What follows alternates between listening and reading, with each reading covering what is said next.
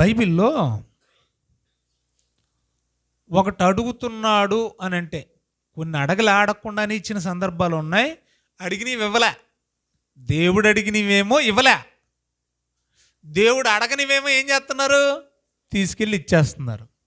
బాగా అర్థం చేసుకోవాలి. ఆ ముడి అంటేనే చిక్కుముడి. నేను వచ్చే వారం చెప్తాను, కంగారు పడకండి. దేవుడు ఒకటి అడుగుతున్నాడంటే ఆ అడిగింది వదిలేసి అడగని తీసుకెళ్ళి ఇచ్చేస్తున్నారు మనోళ్ళు. అది మొదటి నుంచి ఆనవాయితీగా వస్తుంది. అలాగా కొన్ని సందర్భాలు చెప్తాను, జాగ్రత్తగా నోట్ ఇచ్చేయండి. ఇప్పుడు బైబిల్లో హోషే గ్రంథం ఓపెన్ చేద్ది. తీసారా? హోషే గ్రంథం. దానికి ముందు అడిగాడా లేదనే దానికి కొన్ని రెఫరెన్స్లు చెప్పి ఆ తర్వాత హోషే గ్రంథానికి వెళ్తానమ్మా. కీర్తనల గ్రంథం 40వ అధ్యాయం 6వ వచనం చదవండి. కొన్ని మాటలు కీర్తనల గ్రంథం 40వ అధ్యాయం 6వ వచనం చదవండి.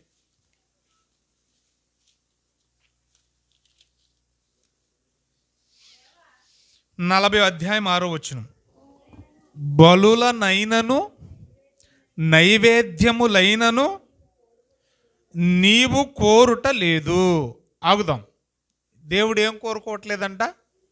బలులు నైవేద్యాలు దేవుడు కోరుకోవట్లేదు. 51 కీర్తన 16వ వచనం చూడండి.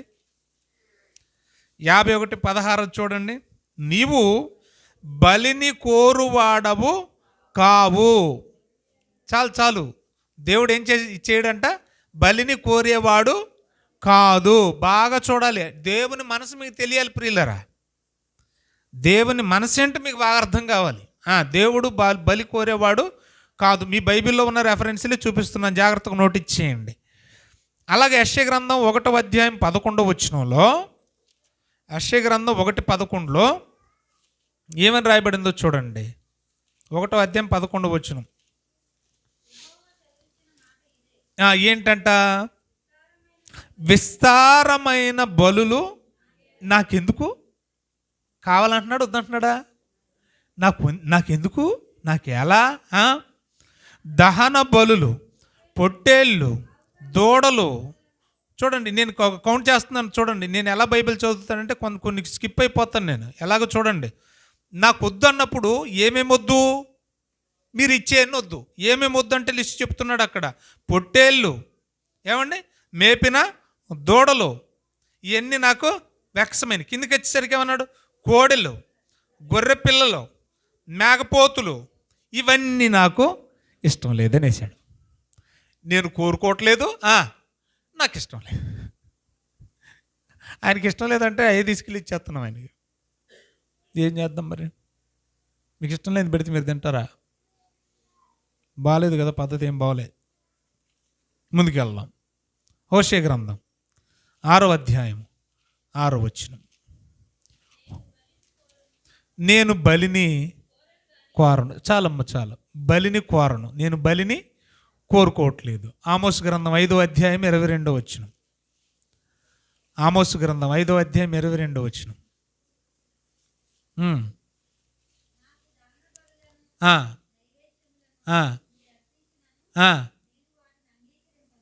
నేను అసలు యాక్సెప్ట్ చేస్తానన్నాడా?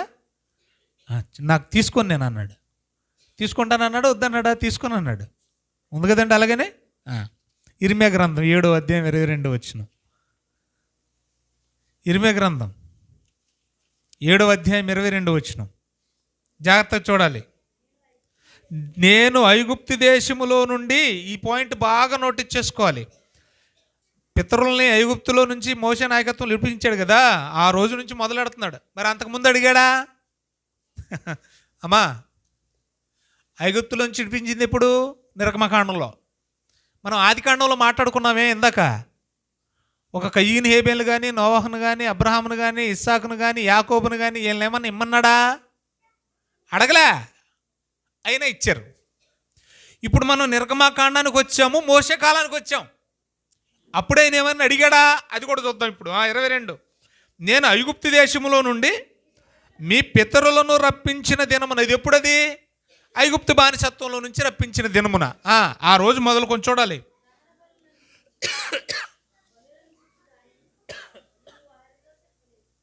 దహన బలుల గురించి కానీ, బలులను గురించి కానీ నేను వాళ్ళతో చెప్పలేదు, పలానా తీసిరండి, పలానా దూడపిల్ల, పలానా మేకపిల్ల, పలానా గొర్రె పిల్ల, పలానా కోడి పిల్ల అని నేను ఏ ఆజ్ఞయు ఇవ్వలేదు. ఏమర్థమైంది?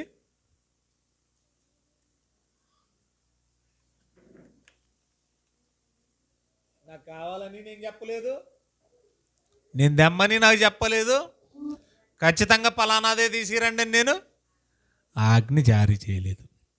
అలాగైనా మీ బైబిల్లో ఉంది, కొత్త నిబంధనలో కూడా అలాగే ఉంది. ఇందాక మనం చదువుకున్న హెబ్రీ 10:5 ఏమనుంది? బలియు అర్పణ నీవు కోరలేదు. మరి బైబిల్లో కొన్ని సందర్భాలు మనం చదువుతున్నప్పుడు కోరలేదు అంటుంటే, కోరినట్టే అదే అడిగినట్టు వీళ్ళు తీసుకెళ్ళి ఎత్తుంటే కదా, మరి దేవుడు మళ్ళీ పుచ్చుకున్నట్టు ఇంపైన సువాసనను ఆఘ్రానించినని వ్రాయబడిందే, దేవుడే సంతోషించినట్టు కదా. నిజంగా ఒకవేళ దేవుడికి ఇష్టం లేదనుకోండి, అడగలేదనుకోండి, అనాలా. మళ్ళీ ఏం చేస్తున్నాడు? ఇప్పుడు కయ్యను హేబెల్ గురించి మాట్లాడుకున్నప్పుడు హేబెల్ ఎప్పుడూ బలిచ్చేసాడు. అది తీసుకొచ్చి హెబ్రీయులకు రాసిన పత్రిక 11వ అధ్యాయం 4వ వచనం ఏమని చెప్తున్నాడు? విశ్వాసమును బట్టి హేబెలును గురించి సాక్ష్యం ఇస్తున్నాడు. ఎవరు? దేవుడు. ఏమని సాక్ష్యం ఇచ్చాడు? కయ్యని కంటే హేబెలు శ్రేష్టమైన అర్పణ అర్పించాడు అంటున్నాడు. మరి ఇష్టం లేదంటున్నాడు, మళ్ళీ పైపిచ్చామంటున్నాడు, శ్రేష్టమైనది అంటున్నాడు, గొప్పది అంటున్నాడు, ఇంపైనది అంటున్నాడు. లాజిక్ మీకు బాగా అర్థం కావాలి. ఇప్పుడు నేను వివరిస్తాను, తక్కువగా వివరిస్తాను, ఎక్కువ వచ్చే వారం మాట్లాడుకుందాం జాగ్రత్తగా. దేవుడు ఒకవేళ అడిగితే, అమ్మా దేవుడు అడిగితే, మనం పదార్థాన్నే చూస్తాం, మనం వస్తువునే చూస్తాం, మనం జీవినే చూస్తాం, కానీ అవి దేవుడికి పనిచేయవు. మనం జీవులను చూసి ఇచ్చేసాం, అయిపోయిందని సంతృప్తి పొందుతాం, కానీ ఆయన మనం ఇచ్చిన వస్తువుల్ని, వెండిని, బంగారాన్ని, డబ్బుల్ని, పశువుల్ని, పక్షుల్ని చూసి సంతోషించేవాడు కాదు. మరి దేవుడు ఏం కోరుకుంటున్నాడు? దీని వెనక ఏం కావాలి, మన నుంచి ఏం కావాలని కోరుకుంటున్నాడు దేవుడు? ఇవా కాదని క్లియర్గా చెప్పేశాడు ఆయన. ఇప్పుడు ఇన్ని రెఫరెన్స్లు చదివాం కదా, నీ కోడి నాకెందుకు, నీ దోడు నాకు, ఎన్ని చెప్పేశాడు. వద్దు అనేసాడు. నేను అంగీకరించను, నాకు అక్కర్లేదు. మరి అవి ఇస్తున్నప్పుడు వాటి గురించి ఆయన మంచిగా అక్కడక్కడ మాట్లాడుతున్నాడే, అంటే దీని వెనక మన నుండి దేవుడు ఏం ఆశిస్తున్నాడు అనేది మనకు తెలియాలి. అది తెలిస్తే మన జీవిత పరమార్థం, మనం దేవుడికి చేసే భక్తి అంటే మనకి ఆటోమేటిక్గా అర్థమైపోద్ది. ఏమి చెయ్యాలనేది తెలుస్తుంది మనకి. ఎందుకంటే ఒకవేళ ధనధాన్యాలు సాయం చేయడమో, లేకపోతే అన్నదానాలు సాయం చేయడం, వస్త్రదానం సాయం చేయడం, ఇలాంటివే ఒకవేళ దైవ కార్యక్రమాలు గొప్పవి అయితే మనకంటే గొప్పగా అన్యులు చేస్తున్నారు. అదే దేవుడికి ఇష్టమైనది అయితే దేవుడు మనకంటే ఎక్కువగా అన్యుల్నే ప్రేమించాలి, అన్యుల్నే ఇష్టపడాలి. ఒకవేళ అదే గొప్పదైతే అన్యులతో మిమ్మల్ని సాంగత్యం చేయొద్దని ఎందుకంటాడు? అయితే అది కాదు, అయితే ఏదో దేవుడు కోరుకుంటున్నాడు. ఇప్పుడు మనం చదువుకున్న ప్రతి రెఫరెన్స్కి వెంటనే దేవుడు దాని వెనక దేవుని మనసు ఏంటి, ఏం కోరుకుంటున్నాడు అనేది చాలా స్పష్టంగా రాయించాడు. ఇప్పుడు చదువుదాం, చూడండి. పేతురు రాసిన మొదటి పత్రిక 2వ అధ్యాయం 5వ వచనం చదవండి. దేవుడు కోరుకునేది ప్రకృతి సంబంధమైనది కాదు అని ఒక్క రెఫరెన్స్తో కొట్టేశాడండి పరిశుద్ధాత్మ దేవుడు. పేతురు రాసిన మొదటి పత్రిక 2వ అధ్యాయం 5వ వచనం. యేసుక్రీస్తు ద్వారా దేవునికి అనుకూలములగు ఆత్మ సంబంధమైన, చాలు ఒకసారి ఆగుదాం, బలులు అర్పించాలి అనేది మనకి ఇక్కడ క్లియర్ కట్గా కనబడుతోంది. బాగా వినాలి. మనం అర్పించవలసిన బలి ఎలాంటిదట దేవునికి? అమ్మ ఆత్మ సంబంధమైన బలి. ఎందుకు అలాగా? దేవుడు ఆత్మ కాబట్టి. బాగా వినాలి. దేవుడు ఆత్మని స్టార్టింగ్లో చెప్పానా? కాబట్టి ఆ దేవుడు అంగీకరించే బలి అనుకూలం, దేవుడికి అనుకూలమైన బలి అక్కడే రాసి ఉంది కదా. అనుకూలమైన బలి ఏంటంట? ఆత్మ సంబంధమైన బలులు. చాలా క్లియర్గా రాశాడు. ఇక బాగా వినాలి. ఈ బలులు ఇచ్చేవాడు ప్రధాన, మధ్యవర్తి, చిన్నోడా పెద్దోడా అని లేదు. పాత నిబంధనలు మీరు చూస్తే యాజకులు, ప్రధాన యాజకుడు ఇలాగ ఉండేవాళ్ళు. క్రొత్త నిబంధనకు వచ్చిన తర్వాత ప్రధాని, మధ్యలో వాడు, మిడిలోడు, ఆఖరోడు ఈ ఉండవు. అందరినీ కలిపి ఒకటిగా చేశాడు, ఒకటే బలిమ్మన్నాడు. అందుకనే వాళ్ళందరినీ కలిపి ఒకటే టైటిల్ పెట్టాడు. అదేంటంటే పరిశుద్ధ యాజకులు అనేసాడు. అక్కడ ఉంది, చదవండి. ఏమన్నాడు? చాలమ్మా. ఇప్పుడు ఆయన అడుగుతున్న బలి ఏంటంట? ఆత్మ సంబంధమైన, అది ఆయనకి అనుకూలం.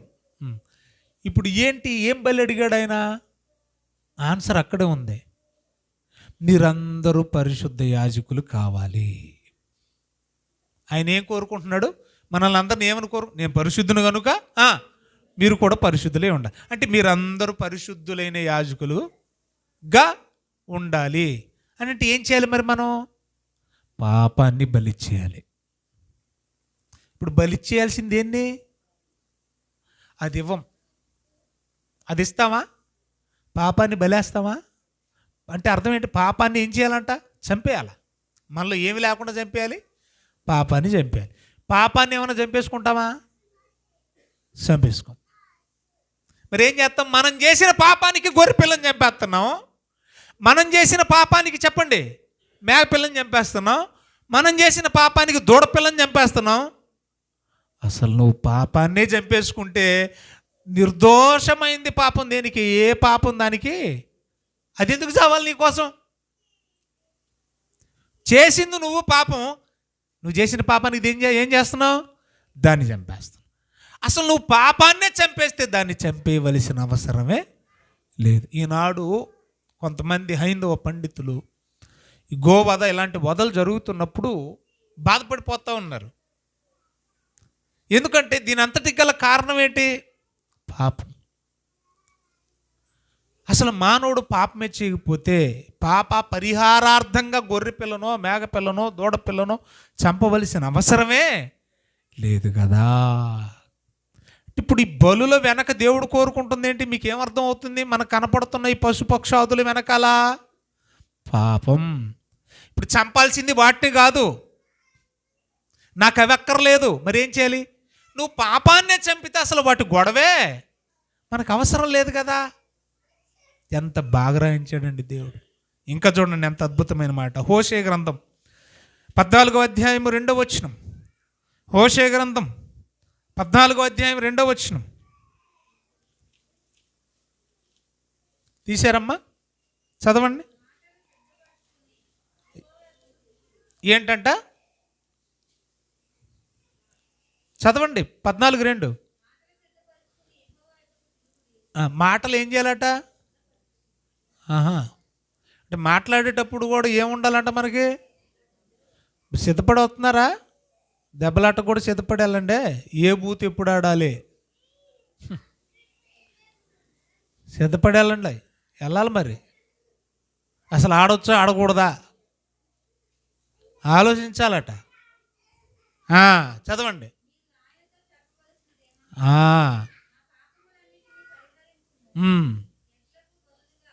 ఆగండి. ఇన్నాళ్ళు ఏమి ఇచ్చేసారంట? బలులు ఏమి ఇచ్చేసారంట? ఎడ్లు ఇచ్చేసారంట. అంటే ఇప్పుడు ఈ ఎడ్లని ఇమ్మండం ఆయన ఉద్దేశమా? దాని వెనకాల ఏదైనా ఉందా? ఇందాక అది నేను చెప్పాను. ఏమని చెప్పాను ఇందాక? దేవుడికి అనుకూలమైంది ఆత్మ సంబంధమైంది. ఏంటో ఆత్మ సంబంధమైంది అంటే పాపాన్ని చంపండి, పశువులను కాదు. మీ పాపాన్ని చంపేస్తే మీరు పరిశుద్ధులైపోతారు. అదే నాకు అనుకూలమైంది. అది చేయకుండా మీరు ఎందుకు వాటిని అన్యాయంగా చంపేస్తారు? పాపం చేసేస్తున్నారు, వాటిని చంపేస్తున్నారు. పాపం చేసేస్తున్నారు, ప్రాయచిత్తం కోసం వాటిని చంపేస్తున్నారు. వద్దొద్దు, ఎడ్లను వద్దు. మరి ఏం చేయాలంట? ఆ ఎద్దు ఎందుకు చనిపోతుందంటే, ఆ పశువు ఎందుకు చనిపోతుందంటే, నువ్వు నోరు సరిగ్గా లేదు కాబట్టి. చూడండి, అక్కడే ఉంది ఆ మాట. ఆగండి ఒకసారి అక్కడ. ఇప్పుడు బలి వేయాల్సింది దేన్ని? అదేటమ్మా, ఇప్పుడు కదా మనం చదువుకున్నాం. ఎడ్లకు బదులుగా ఏం చేయాలంట?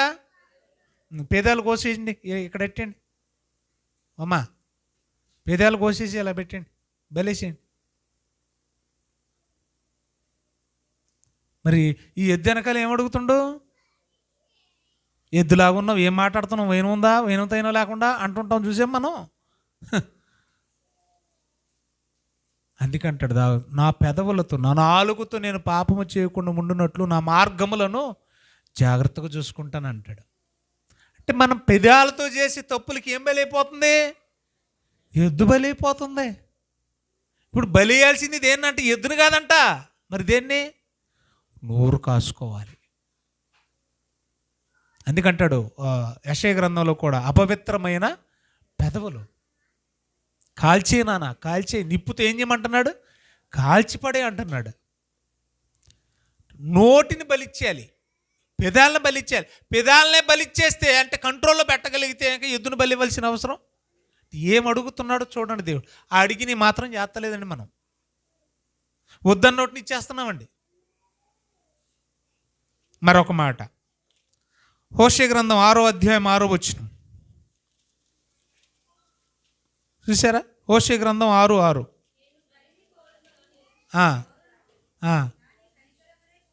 చాలక్క. తర్వాత జ్ఞానం అనే మాట కూడా మనకు కనబడుద్ది. కనీస జ్ఞానం. నేనేమంటానో తెలుసా? ఇంగిత జ్ఞానం, కనీస కామన్ సెన్స్ అంటాను. ఆ కామన్, మనిషికి ఉండవలసిన కామన్ సెన్స్ ఏంటంటే, అప్పుడప్పుడు మనం అంట కామన్ సెన్స్ లేదని ఇక అంటాం మనం. కామన్ సెన్స్ అంటే ఇంకిత జ్ఞానం, కనీసం అంటే మనిషికి ఉండాల్సిన చిన్నపాటి బుద్ధి. మనకి చిన్నపాటి బుద్ధి ఉంటే పశువులను బలి ఇవ్వాల్సిన అవసరం లేదు. మనకి ఏమి లేదంట? బుద్ధి లేదంట. ఏం బుద్ధి లేదట? అక్కడ అన్నాడు కదా, కనీసం కనికరించాలి, కనికరపడాలన్న బుద్ధి లేదంట మనకి. ఏం లేదంట? జాలి, కనికరం. మనకి కనికరమే ఉంటే అసలు బలితో పనే లేదు. ఆలోచించండి. మీరే బాగా మేపుకున్నారు, రోజు యాపాకు తెచ్చు, రోజు ఏదో కొమ్మ ఎరుచుకొచ్చేసి కదా, మేకను బాగా చిన్నపిల్ల బుజ్జిగా ఉంది, దాన్ని ముద్దు పెట్టుకుంటూ ఉంటారు, ఎదుగుతూ ఉంది ఇంత తెచ్చేసింది. మీరు పెంచుకున్న ఆ మేకపిల్లని మీ చేత్తో కత్తి తీసుకొని పీక పట్టుకొని దాన్ని కోసేయండి, చూస్తాను. కొయ్యగలరా? ఎందుకని? మనసు రాదు. అంటే దాని మీద ఏముంది నీకు? కనికరం. నిజంగానే ఆ కనికరం ఉంటే మనం పాపం చేయమండి. మనం పాపం చేశాం కాబట్టి కనికరము లేని బలి అది పొందుకుంటుంది. నిజంగా దాని మీద జాలి ఉంటాయి, బాబోయ్ నేను పాపం చేస్తే అది చచ్చిపోతుందన్న జాలి మనకుంటే, కనికరం మనకుంటే, మనం ఏం చేయము? పాపం చేయం. అంటే ఇప్పుడు దేవుడు ఏం కోరుకుంటున్నాడంటే బలి కాదు, నాకు కావాల్సింది ఏం కావాలి మరి? కనికరం. మీకు కనికరం ఉంటే ఇక బలితో పనే లేదు. దేవుడు ఏం అడుగుతున్నాడో తెలియాలి మీకు. అధ్యాయం మీరు అంతా చదవండి, 6వ అధ్యాయం యోసేపు గ్రంథం చదివితే నేను ఏం అడుగుతున్నాను, పోనీ ఏమి తీసుకొచ్చి ఇస్తే నీకు సంతోషంగా ఉంటుంది? ఆ అధ్యాయం అంతా మనం చదువుతుంటే కనికరమును, ఏమండి కిందకి వెళ్ళేసరికి ఏమంటున్నాడు? న్యాయముగా ప్రవర్తించుట. ఇవే కదా నేను అడుగుచున్నాను. నేను అడిగిన ఇవ్వకుండా ఏం చేస్తున్నారు మీరు? నాకు అక్కర్లేని అన్ని తీసుకొచ్చి ఇచ్చేస్తున్నారు అన్నాడండి. అన్నమాట ఇవే కదా నేను అడుగుచున్నాను అన్నాడా? అడుగుతున్న ఇస్తలేదు మనం. యెషయా గ్రంథం 1వ అధ్యాయం 17వ వచనం. యెషయా గ్రంథం 1వ అధ్యాయం 17వ వచనం చూడండి. పైన ఏమన్నాడు? ఏమండి ఈ బల్లు ఎందుకురా, బల్లు వేసేస్తున్నారు. 11వ వచనం ఇందాక చదివాం కదా, వాటి రక్తం నాకు ఇష్టమా, వాటిని ఆ దూడని, ఆ కోడిని, ఆ మేకపోతుని, ఆ పొట్టేల్ని, వీటన్నిటిని మీరు బలేస్తున్నారు. నేను తెమ్మన్నానా? నాకు అవసరం లేదు కదా, అవి కాదురా బలేయాల్సిందిరా బాబు. మరి ఏమంటున్నాడు ఇక్కడికి వచ్చేసరికి? ఏమంటున్నాడు 17 వచ్చినానికి? అది మానేయండి. అది మానేస్తే ఇంకా మేకపిల్లని చంపాల్సిన పని లేదు. ఆ కీడు చేసేది మానేస్తే, చెడు మానేస్తే ఏమంటున్నాడు చూడండి, ఎంత డైరెక్ట్ అయిపోయాడండి దేవుడు. చాలా డైరెక్ట్ అయిపోయాడండి. అదేంటంటే మేలు చేయండి, కీడు చేయొద్దు, అన్యాయం చేయొద్దు, న్యాయంగా బతకండి, టోటల్గా చెడు మానండి, పాపం చేయకండి, చెడు మానండి, చెడు మానండి. చెడు మానం, మేకను వేసేయడం మానం. అసలు మనం చెడు మానితే మేక జోలే అక్కర్లేదు. దేవుడు ఏం కోరుకుంటున్నాడో అది వదిలేసాం. ఏది ఇమ్మంటున్నాడు, ఏది చేయమంటున్నాడు అది వదిలేసాం. వద్దన్నదాన్ని చేస్తున్నాం. వద్దన్నదాన్ని చేయడానికి గల కారణం దేవుడు చెప్పింది మనం చేయట్లేదు కాబట్టి.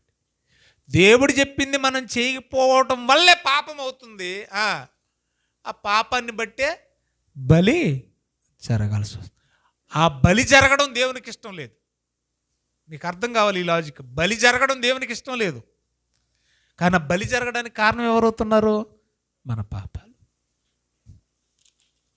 హెబ్రీయులకు రాసిన పత్రిక 10వ అధ్యాయం 9-10 వచనాలు ఇంటికి వెళ్ళి చదవండి. బలి అర్పణ నీవు కోరట్లేదు అని అంటున్నాడంటే అని రాసి ఏమని చెప్తున్నాడు చూడండి. 9-10 వచనాలు చదవండి అమ్మ. 10వ అధ్యాయంలో బలియు అర్పణయు నీవు కోరట్లేదు అంటే అవి నీకు ఇష్టమైనవి కావనియు అని పైన చెప్పిన తర్వాత 5వ వచనంలో మరి ఆయనకి ఇష్టమైనది ఏదో ఉండాలి కదా అమ్మా, అంతే కదమ్మా. ఇప్పుడు బలియు అర్పణ నీకు ఇష్టమైనవి కావు అని అన్నాడు కదా 5వ వచనంలో. అలాగన్నప్పుడు అవి ఇష్టమైనవి కావని పైన చెప్పిన తర్వాత 5వ వచనంలో మరి ఇష్టమైనది ఏదో ఉండాలి కదా. మరి ఏంటి ఆ ఇష్టమైంది? అక్కడే ఉంది ఆన్సరు. అదేంటంటే నీ చిత్తం నెరవేర్చడం ఆయనకి ఇష్టం. ఏంటి ఆయన చిత్తం? ఏంటి ఆయన చిత్తం? మనం పరిశుద్ధులగుటయే దేవుని చిత్తం. ఉంది కదా, అక్కడే ఉంది కదా ఆ మాట కూడా. మనం పరిశుద్ధులు అవ్వడమే ఆయన చిత్తం. అక్కడే ఉంది ఆ మాట కూడా 10వ వచనంలో. అంటే మనం ఎప్పుడైతే పరిశుద్ధులుగా ఉంటామో, యేసుక్రీస్తు ద్వారా మనకు వచ్చింది అదే కదా, పరిశుద్ధతే కదా. ఎప్పుడైతే మనం పరిశుద్ధులుగా ఉంటామో ఇంక బలితో పనే. ఇప్పుడు యేసు ప్రభు అంతటి వాడే బలి అయిపోవాల్సిన పరిస్థితి ఎందుకు వచ్చింది? మనం ఎవరు పరిశుద్ధులం, నీతిమంతులం కాదు కాబట్టి. మనం అందరం పరిశుద్ధులం అయితే అసలు యేసు ప్రభు బలితో పనే లేదు కదా. దాదాపు ఎండింగ్కి వచ్చారు మీరు. ఇక దాదాపు అసలు యేసుక్రీస్తు బలి ఎందుకు? మనం పరిశుద్ధులమైతే యేసు బలి అయిపోవాల్సిన అవసరమే లేకపోను కదా. సమూయేలు మొదటి గ్రంథం 15వ అధ్యాయం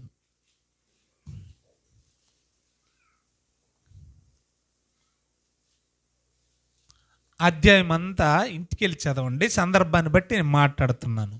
సమూయేలు వచ్చాడంట సౌలు దగ్గరికి.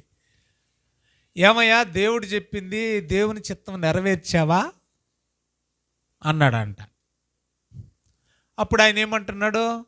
బేసిక్గానండి బాబు, చెప్పింది చెప్పినట్టు చేశానండి అన్నాడంట. మరి నాకు వినబడుతున్న ఎడ్ల రంకిలేంటి అని అడిగాడు. అప్పుడు అడిగినప్పుడు ఏమంటున్నాడు అక్కడ?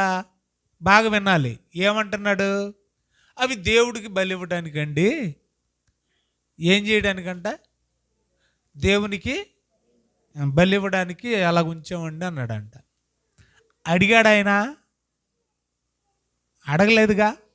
పోనీ అదేమైనా నాకు ఇష్టం మీరు ఖచ్చితంగా చేయండి అని ఏమైనా ఆజ్ఞ జారీ చేశాడా? చేయలేదుగా. మరి ఏం కోరుకుంటున్నాడు దేవుడు? వెంటనే రాశాడు 22వ వచనంలో, బలులు అర్పించుట కంటే అసలు నువ్వు మాట అంటే బలితో పని ఏముంది అంటున్నాడు. ఇంకా డైరెక్ట్ స్పీచ్లోనే నువ్వు మాట వినే పని అయితే, నువ్వు మాట వింటే బలితో పని ఏముంది? పాపం అంటే ఏదో కాదండి, మాట వినకపోవడం ఆజ్ఞాతిక్రమమే. నువ్వు మాట వింటే బలితో పని ఏముంది అంటే దేనికంటే ఏది గొప్పది? బలి కంటే మాట వినడం గొప్పది. అది చేయట్లే మనం, కానీ బలి మాత్రం ఈజీగా ఇచ్చేస్తున్నాం. బలులు అర్పించుట కంటే, పొట్టేళ్ల క్రొవ్వును అర్పించుట కంటే మాట వినుట శ్రేష్టము అన్నాడు.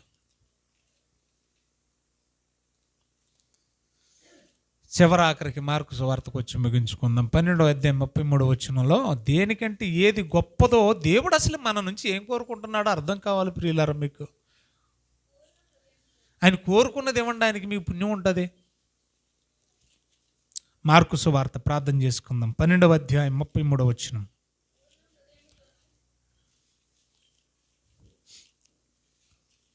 పైన ఏమనుంది? పరలోక రాజ్యాన్ని స్వతంత్రించుకోవాలంటే నేనేమి చెయ్యాలి? అప్పుడు ఆయన ఆన్సర్ ఇస్తున్నాడు యేసు ప్రభు. ఏమని ఆన్సర్ ఇస్తున్నాడు? పూర్ణ హృదయముతో, పూర్ణ వివేకముతో, పూర్ణ బలముతో.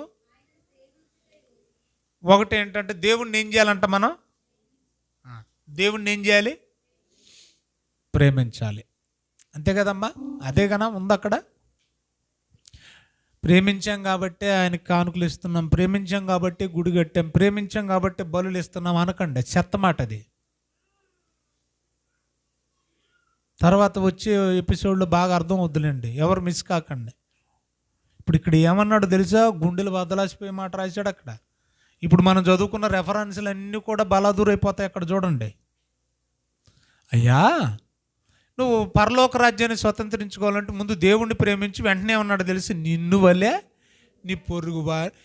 ఇప్పుడు దేవుడికి బాగా ఇష్టమైంది ఏంటి చెప్పండి? కాదు, ఈ మాట దగ్గర ఆగండి. దేవుడికి బాగా ఇష్టమైంది ఏంటి చెప్పండి? ఇప్పుడు అమ్మ ఇప్పుడే చదువుకున్నాం, దేవుణ్ణి ప్రేమించాలి. రెండోది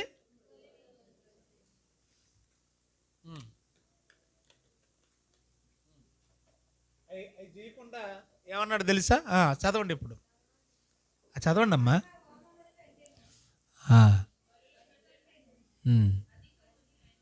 ఏంటి? దేనికంటే ఏది గొప్పదంట? అధికం అంటే గొప్పదేగా. దేనికంటే ఏది గొప్పది ఇప్పుడు చెప్పండి. నేను బైబిల్ ముగిస్తాను, చెప్పండి. ఇప్పుడు మీరు చదివింది చెప్పండి అమ్మా. ఏమా? సరే, అది బాగా అర్థమైంది మీకు. బలుల కంటే ఏంటంట? నిన్ను బలి నీ పొరుగు వారిని ప్రేమించడం అనేది. ఇప్పుడు బలులు ఇచ్చేద్దామా, ప్రేమిద్దామా? ఆయన గొప్పది అన్నదే మనం చేయాలి. ఏదైతే గొప్పది అంటున్నాడో అది చేస్తలేదు మనం. బలులు ఇచ్చేస్తున్నాం, ఎదుటిని ప్రేమించడం చేత కావట్లేదు. బలులు ఇస్తున్నాం, ఏ దేవుడికి మనం బలులు ఇస్తున్నామో ఆ దేవుణ్ణి ప్రేమించడం మనకి రావట్లేదు. దేవుణ్ణి ప్రేమించడం అంటే ఏదో కాదండోయ్, ఆయన ఆజ్ఞను గైకొనుటయే ఆయనను ప్రేమించుట. ఆయన ప్రేమించడం అంటే ఏదో కాదు, ఆయన మాట వింటమే ఆయన ప్రేమించడం. ఆయన మాట వింటం లేదు, బలులు అయితే ఇచ్చేస్తున్నాం. ఏది గొప్పదంట? ఇందాక చదువుకున్నదే 15:22 సమూయేలు మొదటి గ్రంథం. బలులు అర్పించుట కంటే, పొట్టేల క్రొవ్వును అర్పించుట కంటే మాట వినుట శ్రేష్టమైంది, అధికమైంది, గొప్పదన్నాడు. మనం అది చేయట్లా. ఇప్పుడు ఇక్కడ ఓ పదం చదివేసి సైలెంట్గా ఉన్నారు చూశారు మీరందరూ. అదేంటో తెలుసా? సర్వాంగ హోమము అన్నాడు. బలుల కంటేను, తర్వాత ఏమన్నాడు? సర్వాంగ హోమముల కంటే గొప్పది అన్నాడు. ఏంటి? నిన్ను వలే నీ పొరుగు వారిని, దేవుణ్ణి ప్రేమించడం అనేది సర్వాంగ హోమముల కంటే గొప్పది అన్నాడు. సర్వాంగ హోమములు అంటే సర్వాంగము అంటే అర్థం ఏంటంటే మన అవయవాలలో ఉన్న సర్వము, ప్రతి అవయవము ఏం చేయాలంట? హోమము అన్నాడు. అంటే హోమం అంటే ఏంటి? నిప్పుల మీద పెట్టి తగలేయడం. అంటే అర్థం ఏంటో తెలుసా? నీకు ప్రేమించడం తెలియకుండా నువ్విచ్చే బలులు కాదు. ఈ మాట బాగా అర్థం చేసుకోండి. నువ్వు ఇచ్చే బలులు కాదు. అది వెండైనా, బంగారమైన, కోట్ల రూపాయల ధనమైన, దేవుని మాన్యంగా పిలువబడుతున్న స్థలమైన, పొలమైన, నువ్వెంత ఇచ్చేది కాదు. అసలు నీ అవయవాలన్నీ కూడా తీసుకెళ్ళి కట్టెల మీద పెట్టి తగలేసినా అది కూడా నేను అంగీకరించను అన్నాడు. ఏం చేయనప్పుడు ఏం చేయనప్పుడు ఏం చేయనప్పుడు అదేట మలాగున్నారు. మనం దేన్నో తగలేయడం, దేన్నో కోసేయడం కాదు, మన అవయవాలన్నీ కోసేసి నిప్పుల మీద కాల్చి అదే దేవుడికి బలిగా అర్పణగా ఇచ్చినా కూడా ఆయన ఏం చేయడట, తీసుకోడంట. ఏం చేయనప్పుడు, ఎదుటి వారిని ప్రేమించినప్పుడు మన శరీరాన్ని తగలేసి ఆయనకి ఇచ్చినా కూడా తీసుకోడంట. ఇదే మాట కొరింథీయులకు రాసిన మొదటి పత్రిక 13వ అధ్యాయంలో వ్రాయబడింది. నీకెన్నున్నా ఏమున్నా ప్రేమ లేని వాడవైతే వ్యర్థుడవే. అక్కడ కూడా ఇదే పదప్రయోగం చేశాడు. మన దేహాన్ని ఆయనకి బలిగా ఇచ్చినా కూడా ప్రేమ లేకపోతే వేస్ట్ అన్నాడు. అంటే బలుల వెనక ఏం కోరుకుంటున్నాడు దేవుడు? దేవుడు మనిషి అంటే మీకు అర్థమైందో? కొంచెం కాకపోతే కొంచెమైనా ఏం కోరుకున్నాడు? మొదటిగా దహన బలులు, పాప పరిహారార్థ బలుల కంటే దేవుడు కోరుకుంటుంది ఏంటి అని అంటే, మీరు పరిశుద్ధ యాజకులుగా ఉండాలంటే పరిశుద్ధత మనలో కోరుకుంటున్నాడు. ఎడ్లను, కోడలను వీటిని కాదు బలిచ్చేయాల్సింది, నీ పెదాలను బలిచ్చేయాలి. వాటికి బదులుగా మీ నోరు కాచుకోండి. మీ మాట తీరు బాగుంటే పాపం ఇచ్చేరు కదా. బలులు, అర్పణలు ఈ అర్పించడం కంటే కూడా వాటి వెనకాల నేను కోరుకునేది ఏంటంటే కనికరము అనే కనీస జ్ఞానము. ఆ తర్వాత బలులు, అర్పణలు, కోళ్ళు వాటి రక్తము, దూడలు వాటి రక్తము, మేకలు వాటి రక్తము, పొట్టేళ్ళు వాటి రక్తం, యెషయా గ్రంథం 1:11 వ్రాయబడిన ప్రకారం అవి నాకు ఇష్టం లేవు, నేను వాటిని అంగీకరించట్లేదు. మరి ఏం కోరుకుంటావయ్యా అంటే అక్కడే 17వ అధ్యాయానికి వచ్చేసరికి మీరు మేలు చేయండి, ఎదుటోడికి కీడు చేయొద్దు. అది కావాలి నాకు, ఎందుకురా నాయనా. దేవుని మనసు బలులు వెనకాల దేవుని మనసు అంటే మీకు అర్థం కావాలి. ఆయన చెప్పిందే మనం చేయాలి. ఇందుకెళ్ళిపోతే బలులను అర్పించుట కంటే ఏం కావాలయ్యా యేసు ప్రభువుని అడుగుదాం మనం. హెబ్రీయులకు రాసిన పత్రిక 10:5 బలులు, అర్పణలు ఆయన కోరుకోవట్లేదండి. మరి ఏం కోరుకుంటున్నాడు?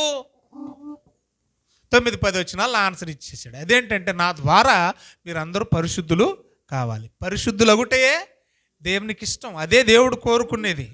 చదువుకుంటా మనం వెళితే బలులు అర్పించుట కంటే దొండ తీసి పక్కనెట్టాను, కోణి తీసి పక్కనెట్టాను, ఆవులు తీసి పక్కనెట్టాను, ఎడ్లు తీసి పక్కనెట్టాను. ఎవరు? సౌలు. ఓరు నాయనా, నువ్వు రాజు ఎలాగా? ఎవరో సౌలా? బలులు అర్పించుట కంటే మాట వినుట శ్రేష్టం. ఇది తెలీదా నీకు? కొత్త నిబంధనకు వచ్చేసరికి డైరెక్ట్ స్పీచ్లో చెప్పాడు యేసు ప్రభు, ఇదిగో బలులు అర్పించుట కంటే శివరాకరికి సర్వాంగములనగా మీ అవయవాలన్నీ నరికేసి కైమా కొట్టి నిప్పుల మీద పెట్టి దహన బలిగా దేవునికి యాగంగా ఇచ్చేసిన నీకు ప్రేమించడం చేత కాకపోతే నీ బలి కూడా దేవుడు, నీ బలి అంగీకరించడం అంటే అర్థం ఏంటి చెప్పండి? నీ శరీరాన్ని కైమా కొట్టి దేవుడికి అర్పణగా పల్లెంలో పెట్టించినా కూడా దేవుడు అంగీకరించడం. ఏది గొప్పది? సాటి మనిషిని ప్రేమించడం. ఆ దేవుడు చెప్పిని చేయండి. వచ్చే వారం మిగతా భాగాన్ని మనం మాట్లాడుకుందాం. దేవుడు ఈ కొద్ది మాటలు మన వెనుకల్లో ఫలింపు చేయను గాక.